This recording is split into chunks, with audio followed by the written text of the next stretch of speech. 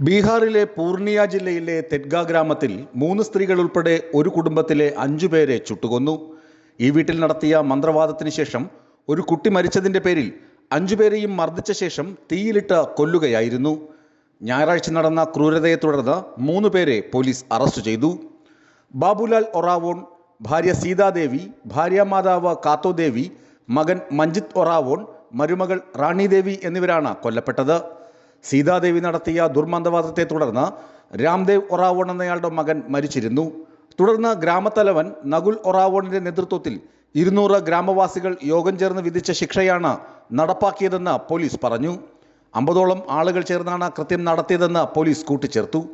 രക്ഷപ്പെട്ട 16 വയസ്സുള്ള കുട്ടി ബന്ധുക്കളെ വിവരം അറിയിക്കുകയായിരുന്നു. പോലീസ് എത്തിയപ്പോൾ കത്തിയ 2 മൃതദേഹങ്ങൾ കണ്ടെത്തി. 3 മൃതദേഹങ്ങൾ മറവ് ചെയ്തുവെന്നാണ് സൂചന. പോലീസ്, ഡോഗ് സ്ക്വാഡും ഫോറൻസിക് വിദഗ്ധരും സ്ഥലത്ത് പരിശോധന നടത്തി. മരിച്ചവരും ക്രൂരത നടത്തിയവരും ഒറാവോൺ സമുദായത്തിൽപ്പെട്ടവരാണെന്ന് പോലീസ് സൂപ്രണ്ട് സ്വീറ്റി സഹ്റാവത്ത് അറിയിച്ചു. ഗ്രാമത്തലവനടക്കം 3 പേരെയാണ് പോലീസ് അറസ്റ്റ് ചെയ്തത്. ബീഹാറിലെ ഉൾനാടൻ ഗ്രാമങ്ങളിൽ അന്ധവിശ്വാസങ്ങൾ വ്യാപകമായതിനാൽ ദുർമന്ത്രവാദമടക്കം അനാചാരങ്ങൾ നിലനിൽക്കുന്നുണ്ട്.